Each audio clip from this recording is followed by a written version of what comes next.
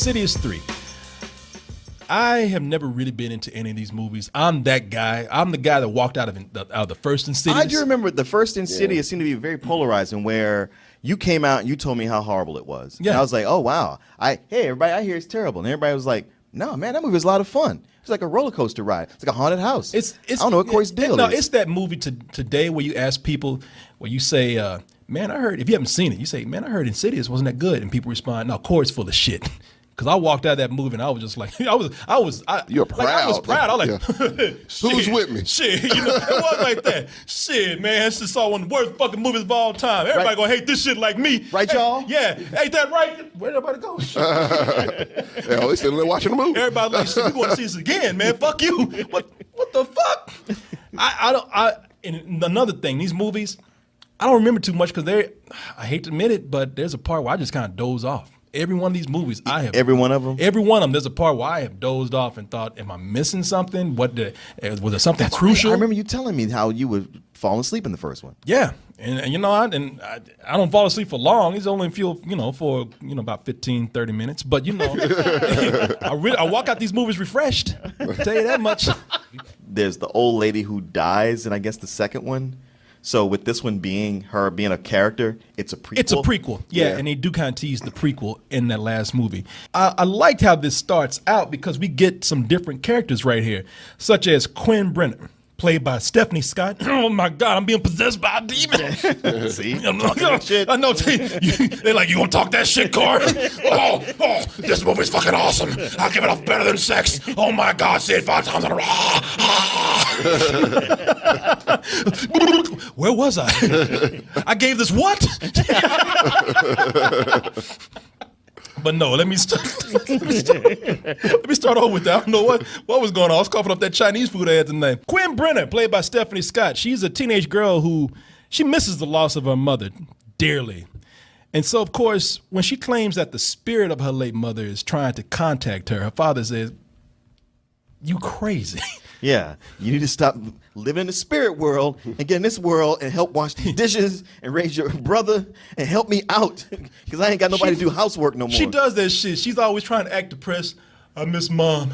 I think she tried to call. He's just like, girl, if you don't quit trying to act crazy and get out of chores and don't fucking help me with these dishes and this boy over here, shit, you think you crazy? I'm gonna show you a fucking demon. Who's the dad? Is that Dylan McDermott? Yeah, it's Dylan McDermott. And Dylan McDermott is a black father.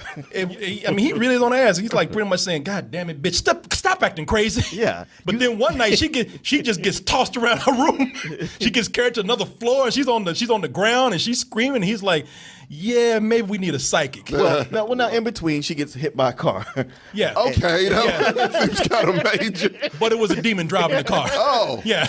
Like her ass gets Final Destination by that car. It's funny because the demon's been across the room the whole movie. When she could walk, the demon been in the shadows. Just, the moment she's in that wheelchair and his plan goes as planned, he walks into the room and looks around and is like, yeah, can't do nothing now, can you? Yeah, it's like he walks out slowly swinging a pocket watch. Yeah, and he pulls her ass in that wheelchair and just starts.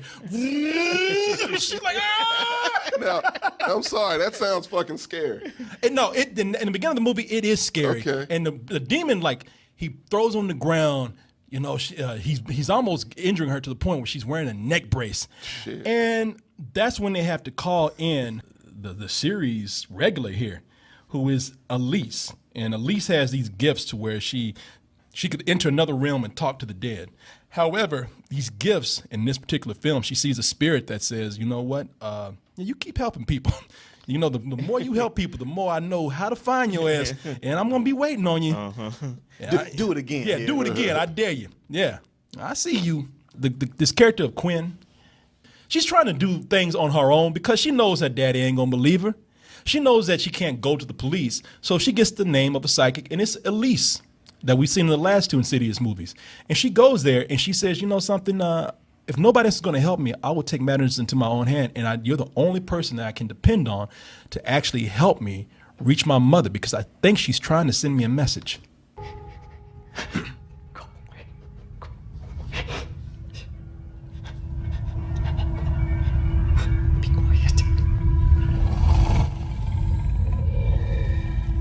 She's like, Is that your dog? You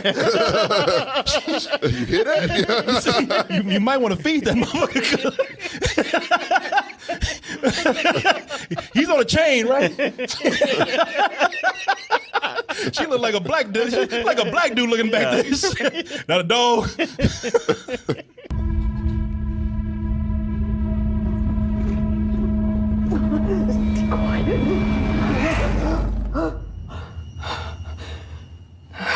I'm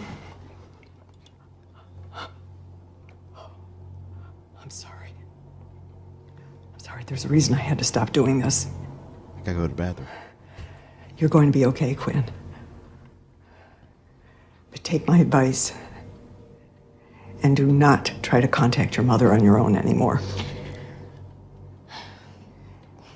She's like, God damn, I just gave this woman my last 22. He's like, well, shit, I lost that money. She's like, I told me this was a ripoff. She's like, I should have known. Got your ass off Craigslist.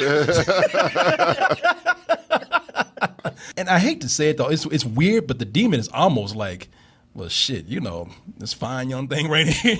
You can't walk. Nobody's looking. I've been waiting for this chance for a month now. I mean, because he's always creeping. Yeah. He is creeping. Yeah, he's always creeping into the room when, you know, he's behind a curtain.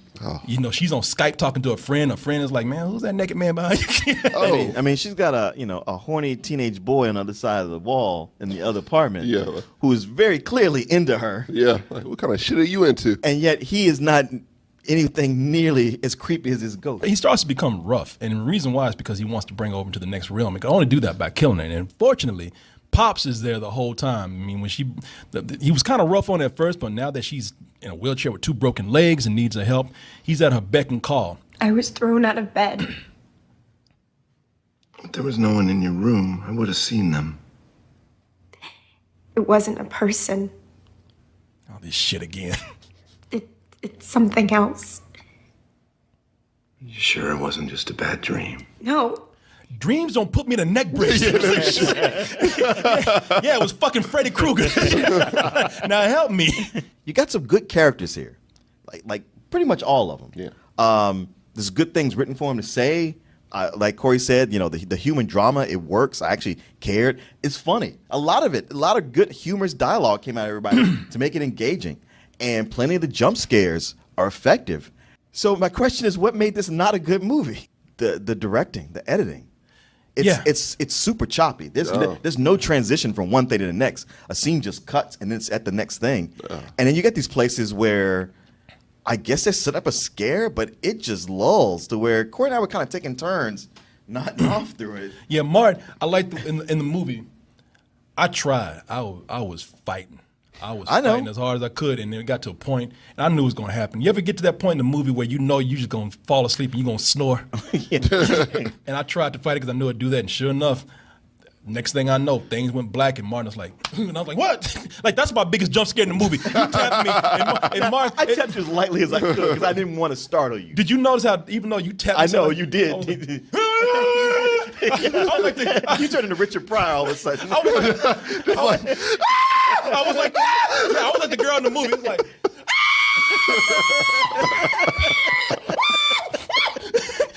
and Martin's like, you snoring. I was like, oh. And the next thing I know, I heard Martin over there, but Martin caught himself. Yeah. Martin went like, no. But I did look at you and I say, see, man, got you too, didn't it? No, that's the thing.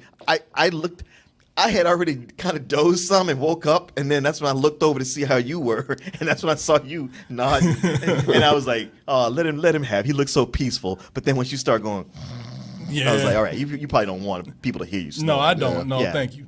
You don't want to be that guy. No, because I look at Martin.